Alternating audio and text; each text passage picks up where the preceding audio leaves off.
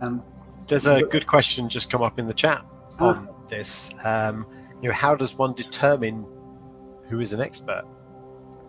What criteria do you use to become an expert? Yeah, that's definitely a big part of it. I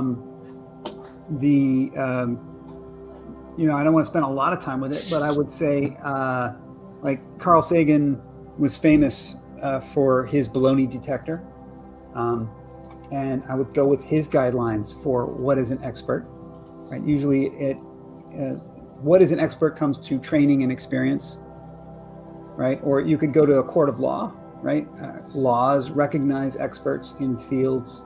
So if you're going to have a trial and you want to have somebody testify about, what is the correct medical treatment for some disease, then the law has guidelines for who would be an expert and who would not be an expert.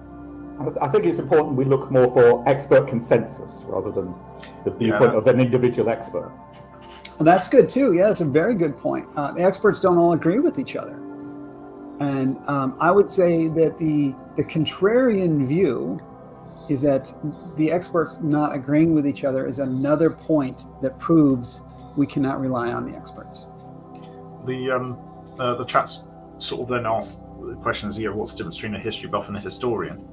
And my own immediate gut feeling on that one is that it's a matter of sort of subjecting yourself to criticism. As a historian, you're constant, or as an academic, you're constantly subjecting yourself to peer review and to that sort of criticism, whereas a history buff, you might be very interested in the subject, might be very knowledgeable, but that doesn't necessarily mean that you have all the same, I suppose, critical thinking, course-correcting mechanisms in place that an academic or an expert is more likely to have and probably pays more attention to. Yeah, I would even go one further to say that a history buff could transition and become a history expert. They could be recognized. I'm thinking of one, physics expert that I have in mind, who did not have traditional, college education path that we normally think of, but is in fact published. And is an expert in the field. So it can happen.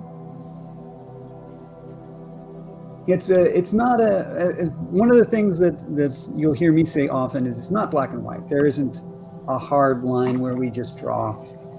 There are people who are just obviously an expert, and there are people who are obviously not an expert.